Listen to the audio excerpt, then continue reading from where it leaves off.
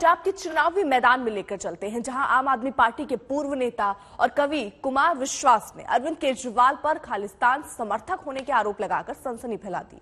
उसी क्रम में पीएम मोदी ने भी कल अरविंद केजरीवाल पर राजनीतिक हमला किया।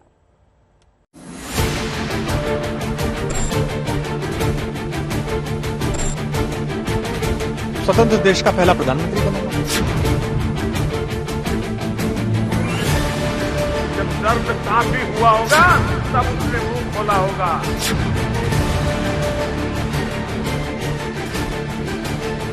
सब बकवास प्रोपेगेंडा है, मिलिशियस प्रोपेगेंडा है।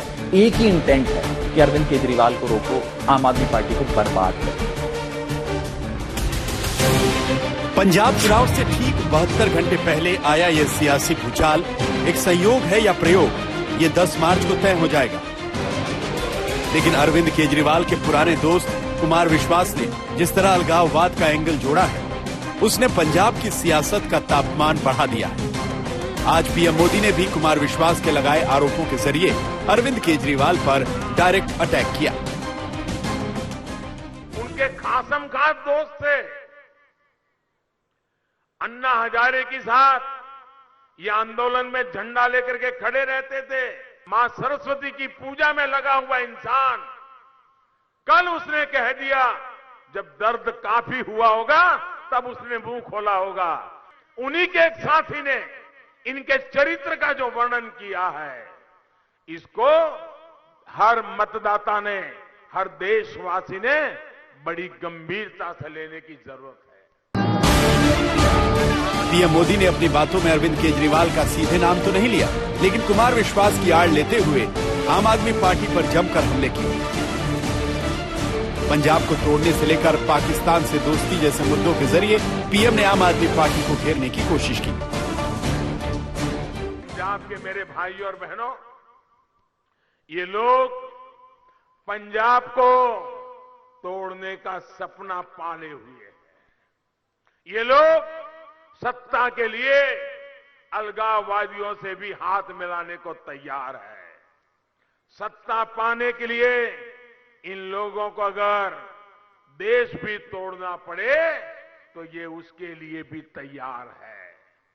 इनका एजेंडा और देश के दुश्मनों का एजेंडा, पाकिस्तान का एजेंडा अलग है ही नहीं। बीजेपी की तरह कांग्रेस ने भी इस मुद्दे को हाथों हाथ लपक लिया। सत्ता में आने के लिए तो कुछ भी कर डालेंगे।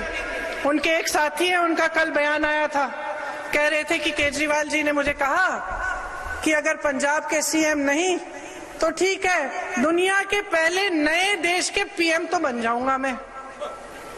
समझे आप बात?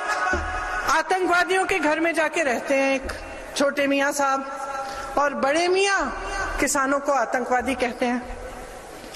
ये है सच्चाई आपके सामने। हमारे नेता आतंकवादी के घर नहीं जा सकते,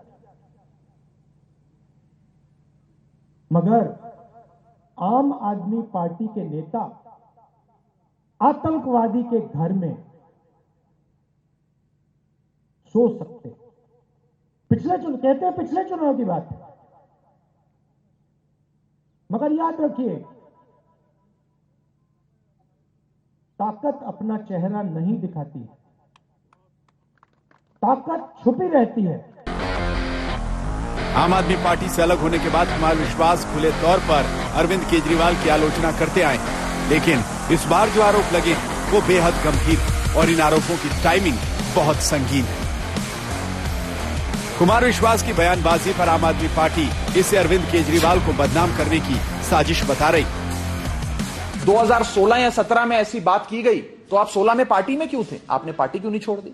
2017 में पार्टी में क्यों थे? आपने पार्टी क्यों नहीं छोड़ दी? 2018 में आप पार्टी में क्यों थे? आपको आम आदमी पार्टी छोड़ देनी चाहिए थी। 5 साल से अगर कोई किसी ने ऐसा बयान दिया तो 5 साल से ये लोग अपने घर में बैठे थे। चुनाव से 2 दिन पहले अपने अज्ञातवास से बाहर आ गए और कहा मुझे एक वीडियो जारी करना है।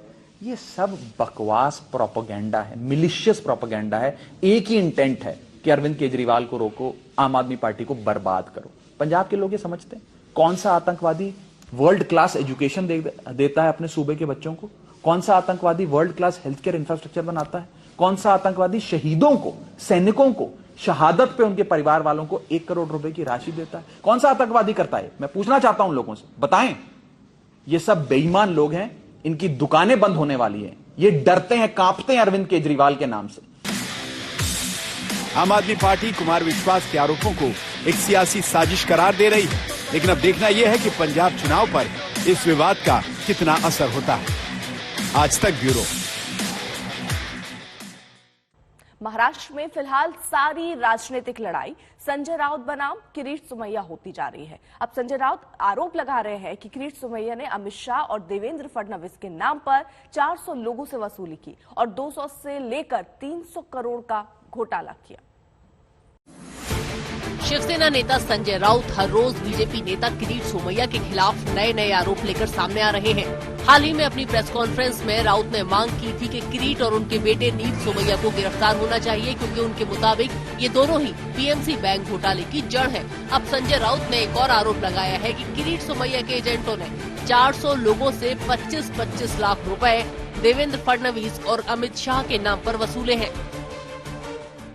आप कह रहे हैं करोड़ों रुपए का घोटाला है, किरीट सोमैया का आपने नाम लिया है, साथ ही साथ आप कहते हैं कि सोमैया का नाम आज नहीं लिया है मैं, लेकिन आज तो आप कह रहे हैं कि देवेंद्र फडणवीस के नाम से, अमित शाह के नाम से ये करता है, यहाँ वसूली धमकाता है ये आदमी, ये माफिया है।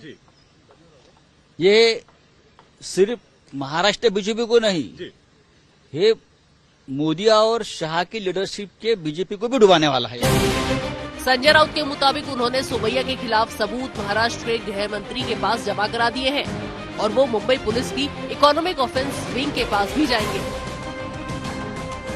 इस पर किरीट सोमैया का कहना है कि जब वो किसी पर आरोप लगाते हैं तो सारे सबूत कागजात मीडिया के सामने रखते हैं। संजय राउत भी सबूत है।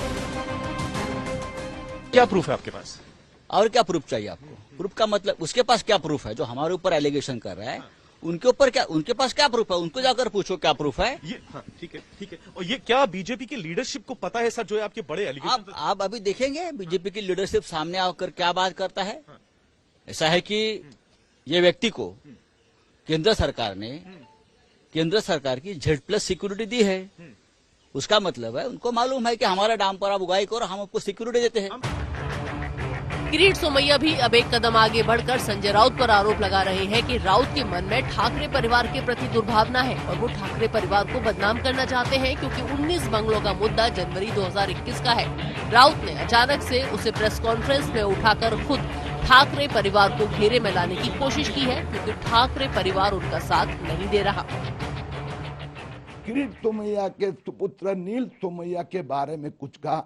यही आरोप किरीट सोमैया की पत्नी प्राध्यापक डॉक्टर मेधा सोमैया के खिलाफ संजय राउत ने 2017 में किए थे।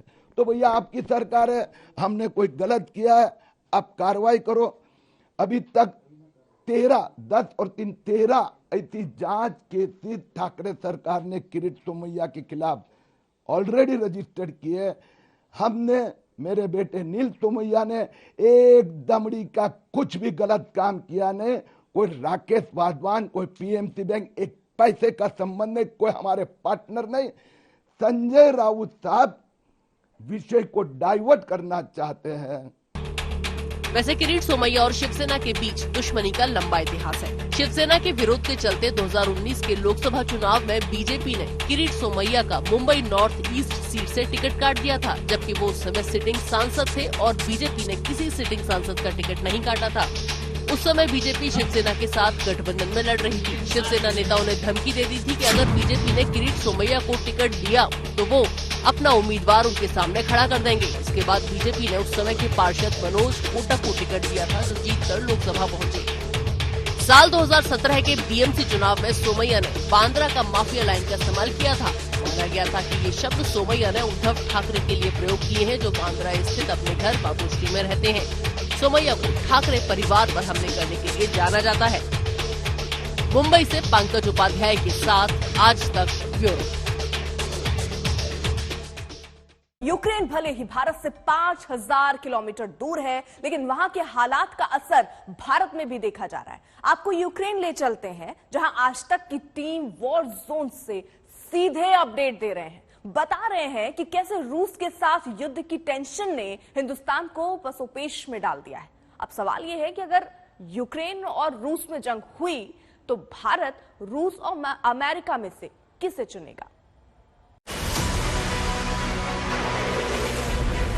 1, 2, 3, 4, 5, 6, 7।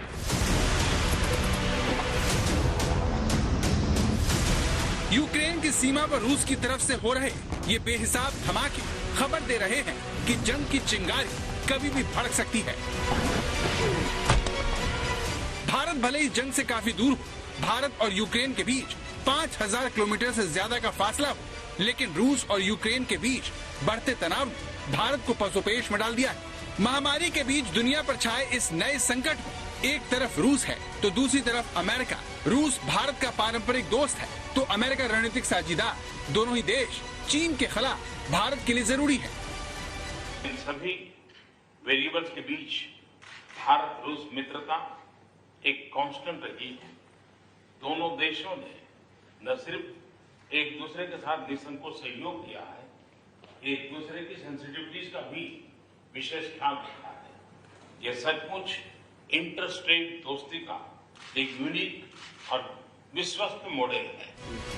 यूक्रेन को लेकर रूस और नाटो में बढ़ती तल्खियों के बीच अमेरिका की तरफ से इसे लेकर बड़ा बयान भी आ गया है। अमेरिकी विदेश मंत्रालय की प्रवक्ता नेड प्राइस ने उम्मीद जताई कि अगर रूस ने यूक्रेन पर हमला किया तो भारत न सिर्फ अमेरिका के साथ देगा बल्कि उसके साथ खड़ा भी होगा।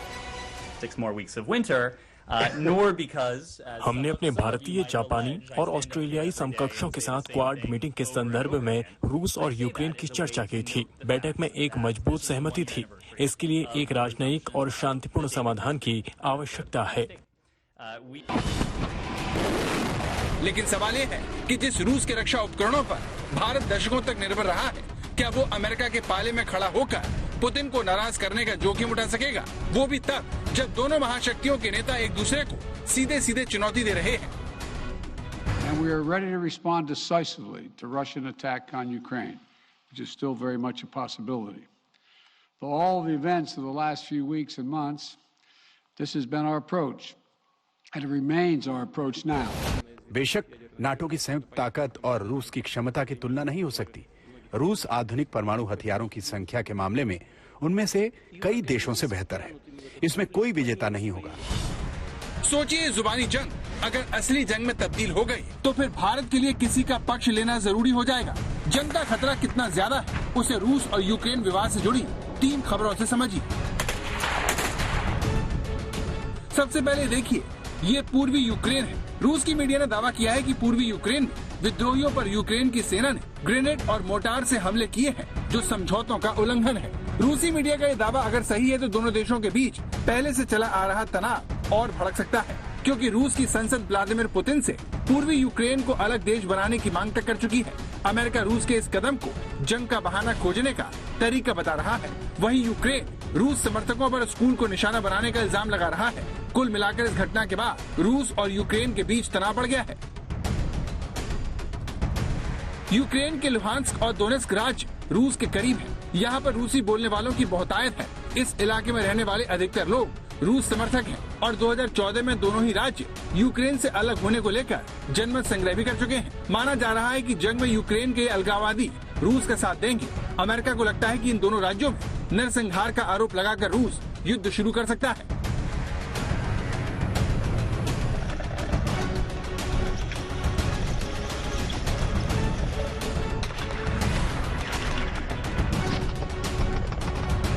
ऐसा करने के लिए उसे बहुत ज्यादा मेहनत करने की भी जरूरत नहीं है, क्योंकि यूक्रेन को वो पहले ही 3 तरफ से घेर चुका है। 1.5 से 2 लाख सैनिक पहले से ही बॉर्डर पर पुतिन के इशारे का इंतजार कर रहे हैं और लगातार सैन्य अभ्यास कर रहे हैं।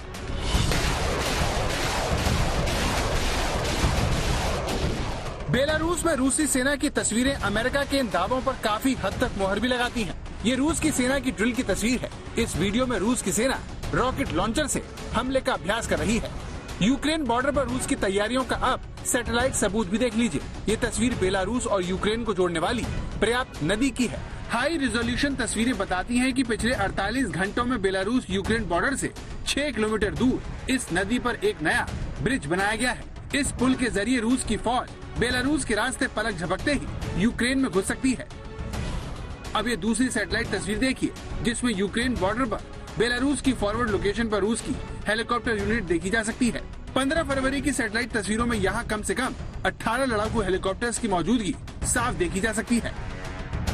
तीसरी सैटेलाइट तस्वीर यूक्रेन बॉर्डर पर ब्रेस्ट इलाके की है, जहाँ रूस की आर्टिलरी यूनिट की तैनाती कम होने के बजाय बढ़ गई है। यूक्रेन बॉर्डर पर एक नया और बड़ा फील्ड अस्पताल भी सैटेलाइट तस्वीरों में दिख रहा है।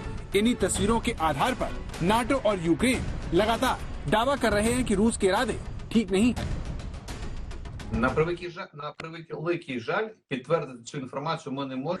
सैनिकों की वापसी काफी नहीं है, हथियारों और सैन्य उपकरणों की भी वापसी होनी चाहिए। रूस हथियार और सैन्य उपकरण छोड़कर जा सकता है और फिर हो सकता है कि वो सेना भी वापस ले आए।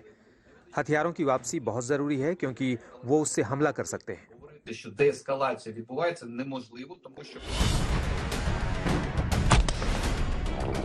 दूसरे विश्व युद्ध के बाद यूरोप में इतनी बड़ी जंग का खतरा मंडरा रहा है। जर्मनी से लेकर फ्रांस तक पुतिन को मनाने में जुटे हैं, लेकिन पुतिन है कि मानने को राजी नहीं। We do not see any sign of de-escalation on the ground. No withdrawals of troops or equipment. This may, of course, change. However, what we see today is that Russia maintains a massive invasion force ready to attack, with high-end capabilities from Crimea to Belarus.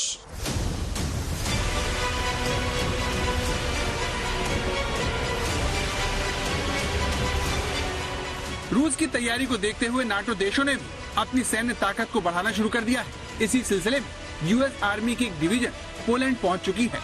कुल मिलाकर हालात संगीन है।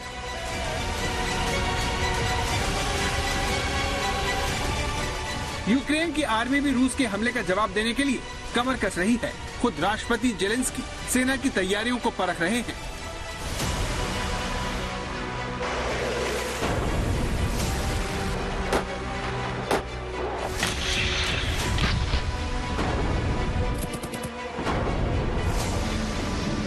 कुल मिलाकर हालात संगीन है। भारत के लिए मुश्किल बात यह है कि अगर जंग शुरू हुई तो भारत को भी अग्नि परीक्षा से गुजरना होगा।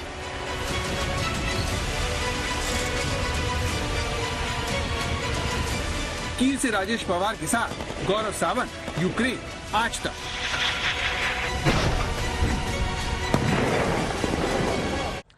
यूक्रेन मामले में अगर अमेरिका ने रूस पर प्रतिबंध लगाए तो पुतिन और शी जिनपिंग की नजदीकी बढ़ जाएगी। दोनों देशों के बीच सैन्य सहयोग भी बढ़ सकता है और ये बात भारत के लिए बहुत खतरनाक होगी, क्योंकि अभी तक रूस ने भारत और चीन के बीच किसी का भी पक्ष नहीं लिया। लेकिन अगर यूक्रेन विवाद में भारत अमेरिका के करीब दिखा तो पुतिन कब तक निष्पक्ष रहेंगे, कहा नहीं जा सकता।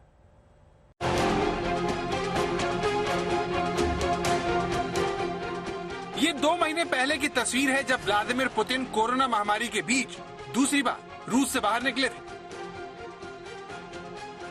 व्लादिमीर पुतिन ने कुछ घंटों की इस यात्रा के जरिए बता दिया कि भारत उनके लिए कितना अहम है।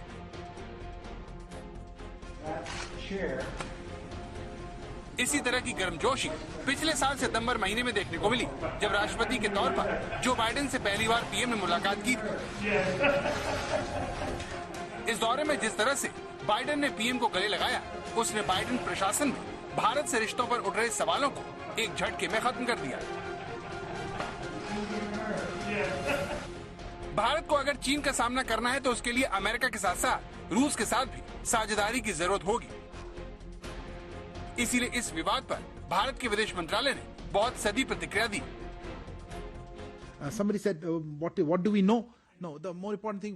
हम राजनयिक बातचीत के जरिए जल्द तनाव को खत्म करने और मुद्दे का हल करने के समर्थक हैं।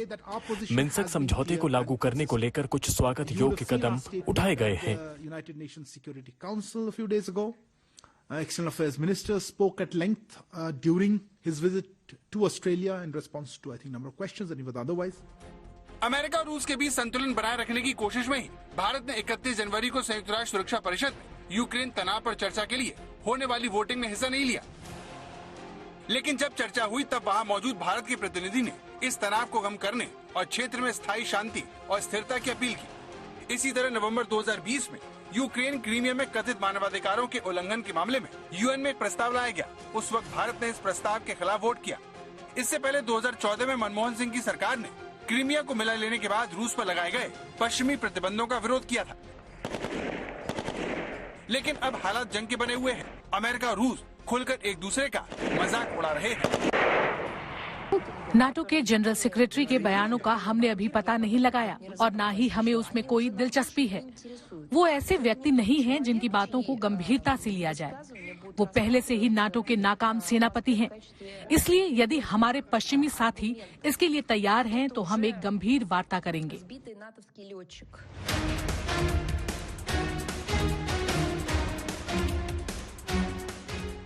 रूस दावा कर रहा है कि नाटो की सदस्यता का झांसा देकर अमेरिका यूक्रेन को बरगला रहा है। रूस के राष्ट्रपति व्लादिमीर पुतिन ने यूक्रेन को आगाह भी किया है कि वो नाटो में शामिल होने का सपना देखना छोड़ दे। यही विवाद की जड़ है जिसने भारत के लिए मुश्किलें खड़ी कर दी हैं। सवाल यह है कि अगर जंग हुई तो क्या भारत निष्पक्ष रह पाएगा? इस सवाल पर पूर्व राजनयिक अनिल त्रिगुणायत कहते हैं, आप कोई साइड लेने के पक्ष में इस तरह से ओपनली नहीं है, लेकिन भारत एक रोल अदा कर सकता है कि रूस और अमेरिका के बीच में एक किसी तरह की मीडिएशन में आ जाए, किसी तरह का एक मैसेंजर जिसको कहते हैं दोनों के बीच में, ताकि अगर उनके बीच की जो गहर परेशानियां हैं या जो मिसअंडरस्टैंडिंग्स हैं, क्या उसमें भारत को मदद कर सकता है। लेकिन साथ ओपनली साथ लेगा, इस बात पे मुझे डाउट है। तो अगर भारत इसमें कोई मदद कर सकता है तो वो जरूर करेगा। लेकिन यह है कि देखिए, लड़ाई कोई नहीं चाहता है और लड़ाई से कोई अंतिम समस्या भी हल नहीं होती है, क्योंकि वो हमेशा एक कॉन्फ्लिक्ट फ्रोजन रह जाएगा या एक साइड उसमें हमेशा परेशान रहती है। इसलिए डायलॉग के जरिए, डिप्लोमेसी के जरिए अगर कोई सोल्यूशन मिलता है तो वो एक सबसे अच्छी बात होगी और मैं समझता हूं भारत का उसमें योगदान होना जरूरी है। तो जंग के हालात में भारत की भूमिका बड़ी हो जाएगी। जानकार मानते हैं कि मोदी सरकार के लिए युद्ध होने पर दोनों महाशक्तियों से रिश्तों का इस्तेमाल शांति के लिए करने का विकल्प होगा। कीव से राजेश पवार के साथ गौरव सावंत, यूक्रेन आज तक।